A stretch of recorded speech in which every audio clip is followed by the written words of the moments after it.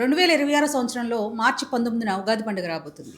మరి ఉగాది పండుగ అనగానే మనందరికీ గుర్తొచ్చేది ఉగాది పచ్చడి, అలాగే పంచాంగ శ్రవణం. మరి పంచాంగ శ్రవణంలో ఏ ఏ రాశి వారికి ఎలా ఉంది తెలుసుకోవాలనేటువంటి క్యూరియాసిటీ మనందరికీ ఉంటుంది. మరి ఈరోజు ఏ ఏ రాశి వారికి ఎలా ఉండబోతుందో మనకు తెలియజేయడానికి మనతో పాటు ఉన్నారు శ్రీ గణపతి దత్తాత్రేయ ఉపాసకులు, అమ్మవారి సేవకులు, ప్రముఖ ఆస్ట్రాలజర్ మురళీధర్ శర్మ గారు. నమస్తే గురుగారు. మహాదేవ శ్రీమాత్రే నమః. గురుగారు, మరి రెండవ రాశి వృషభ రాశి. మరి వృషభ రాశి తీసుకున్నట్లయితే ఈ వృషభ రాశి వారికి ఎలా ఉండబోతుంది? అలాగే వీళ్ళకి కూడా ఏమైనా స్థాన చలనాలు ఉన్నాయంటారా? తప్పకుండా అమ్మా. ముందుగా ప్రేక్షకులందరికీ కూడా ఉగాది పరాభావ నామ సంవత్సర శుభ ఆశీస్సులతో వృషభ రాశి వారికి సంబంధించి, ఎందుకు అంటే ఆదాయ వ్యయాలు, అదేవిధంగా రాజపూజ్య అవమానాలు అనేటువంటివి ఏది ఉన్నా కూడా డిపెండ్ ఆన్ మన బిహేవియర్ మీద ఆధారపడి. సో రాజపూజ్య అవమానం అనేటువంటిది give respect and take respect, అంతే. మనం ఎంత మంచిగా నవ్వుతూ మాట్లాడుతూ హ్యాపీగా నలుగురి సంతోషాన్ని కోరుకుంటామో, అదేవిధంగా మనము ఎంత ఆనందంగా ఉంటామో ఇట్స్ ఎనఫ్. మనము ఏదైనా ఆధిపత్యం చెలాయించాలని చూసినా, లేదా మరొకటి ఇంకా ఏదైనా చూసినా కూడా ఇక్కడ మన ఈగో హట్ అవ్వడము అలాంటిది ప్రారంభం అవుతూ ఉంటుంది. కనుక చాలా ఉంటుంది అక్కడ. సో ఆదాయము వ్యయము అంటే ఇది నోరు మంచిదైతే ఊరు మంచిది అంటారు. కనుక మనము ఎంత జాగ్రత్తగా పొదుపుగా డబ్బు ఖర్చు పెట్టుకోవడము, డబ్బు దాచుకోవడం, ఇదంతా మన చేతుల్లోనే ఉంటుంది. ఇదంతా గోచారం. యాక్చువల్లీ గ్రహచారము అంటే మనం జన్మించినటువంటి సమయానికి ఏర్పడేటువంటి లగ్నం ఏదైతే ఉంటుందో దాన్ని బేస్ చేసుకొని మన ధనకారకుడు ఎవరు, యోగకారకుడు ఎవరు, అలా వారిని పట్టుకొని కనుక మనం ముందుకు వెళ్ళినట్టయితే మన జీవితము బంతి పూల తోటలాగా ఉంటుంది. ఇది గమనించుకోండి. వృషభ రాశి గురించి మాట్లాడుకునేటువంటి తరుణంలో కొంత లేజినెస్తో ఉండేటువంటి రాశి, బద్ధకస్తంగా లేజీగా ఉంటుంది.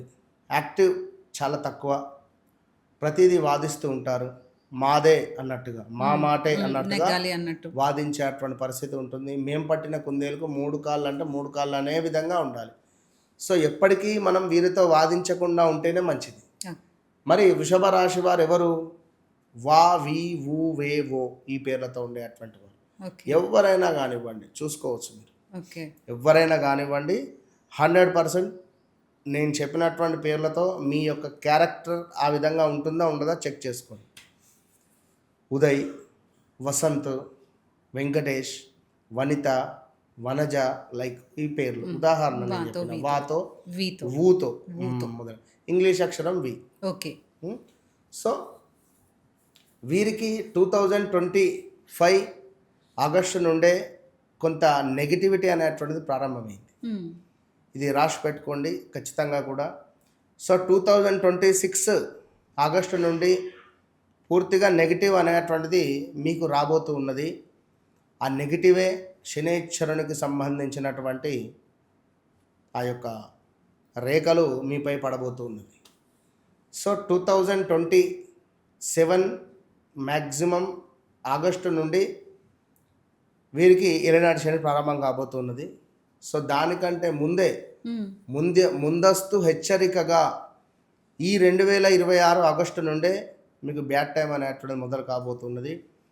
దీనికి సంబంధించినటువంటి ఒక ఎగ్జాంపులే, ఒక టీజర్ 2025 ఆగస్టు నుండి ఒక నెల అటు ఇటుగా జూన్, జూలై, ఆగస్టు నుండి సుమారుగా మీకు వెంటాడుతున్నది. ప్రజెంట్గా స్థాన చలనము, ఉద్యోగంలో మార్పు, ఒక దగ్గర వేరే వద్ద ఉండడము, ఇట్లా ఇట్లా ఇట్లా ఇట్లా వస్తూ ఉన్నది.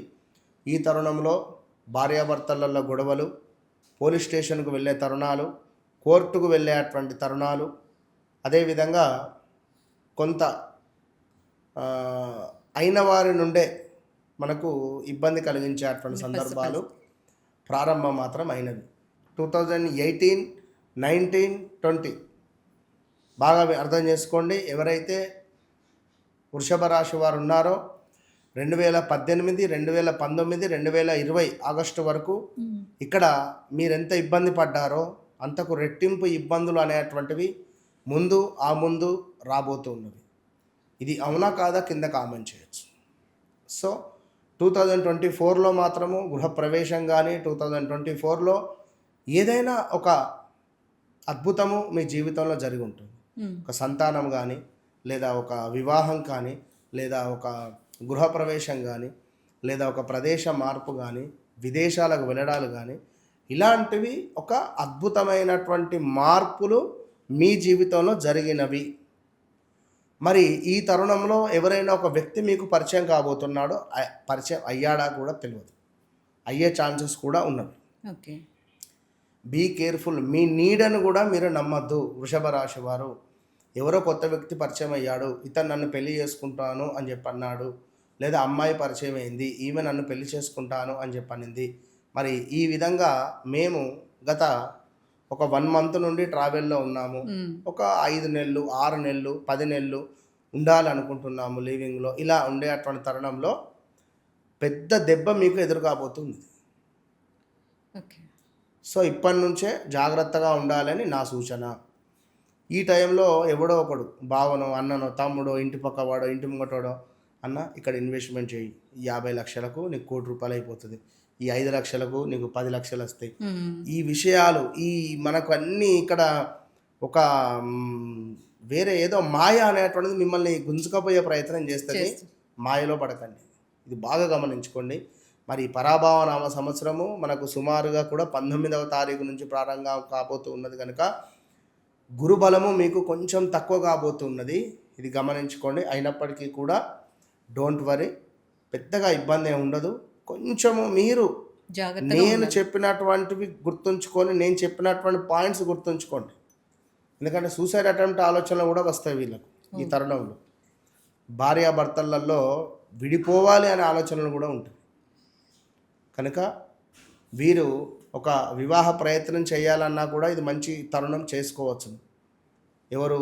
వృషభ రాశి వారు ఈ జూన్ జూలై దాటిన తర్వాత వివాహానికి సంబంధించినటువంటి ప్రయత్నాలు ముందుకు వెళ్తాయి. మరి ఏదైనా అబ్రాడ్ వెళ్ళాలి అనుకుంటాం వారికి వాళ్ళ ప్రయత్నాలు ఫలిస్తాయి అంటారా? ఫలిస్తాయి, కానీ అబ్రాడ్ వెళ్ళి మళ్ళీ తిరిగి వచ్చే ఛాన్సెస్ ఉంటుంది. ఓకే, వెళ్ళినా తిరిగి వచ్చే వెళ్ళినా కూడా, ఎందుకంటే అక్కడ ఉద్యోగం లేదనో, లేదా మనకు అక్కడ హెల్త్ సహకరించలేదనో, లేదా అక్కడ ఇంకేదో జరిగిందనో, ఇది అది అని చెప్పలేం. ఏదో ఒకటి జరిగింది అని చెప్పి మనకు తిరిగి వచ్చే ఛాన్సెస్ ఉంటాయి. సో వారి వ్యక్తిగత జాతకాన్ని చెక్ చేసుకోవాలి ఈ తరుణంలో. వారు జన్మించినటువంటి డేట్ ఆఫ్ బర్త్, పుట్టిన సమయాన్ని 1కి 2 సార్లు చెక్ చేసుకొని ముందుకు వెళ్ళడం ద్వారా 100కు 200% వారికి మంచి రిజల్ట్ ఉంటుంది. మరి ఈ వృషభ రాశి వారికి సంబంధించి వాళ్ళు ఎటువంటి పరిహారాలు చేస్తే మంచిదంటారు? పరిహారాలు అంటే వీరు గణపతి ఆరాధన, సుబ్రహ్మణ్యేశ్వర స్వామి ఆరాధన, ప్రతి బుధవారము గణపతికి గరకను సమర్పించడము, ఇదంతా గోచారం కదా అమ్మ. గ్రహచారంలో వారికి నడిచే దశ అంతర్దశలను బట్టి పరిహారాలు చేస్తే సూపర్ రిజల్ట్ ఉంటుంది. కానీ ఇక్కడ ఏమిటి అంటే ఇక చెప్పాలి అని, సో డెఫినెట్గా గణపతి ఆరాధన చేసుకుంటే బాగుంటుంది ఎవ్రీథింగ్.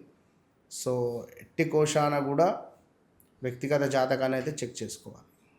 సో కాబట్టి వృషభ రాశి వారందరూ కొంచెం కేర్ఫుల్గా ఉండాలని చెప్తాను.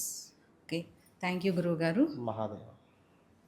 చూసారు కదా, మరి 2026 పరాభవనామ సంవత్సరం రాబోతుంది. మరి ఈ సంవత్సరం ఏ రాసుల వారికి ఎలా ఉండబోతుంది అని మన ఆస్ట్రాలజర్ మురళీధర శర్మ గారు చాలా చక్కగా వివరించారు.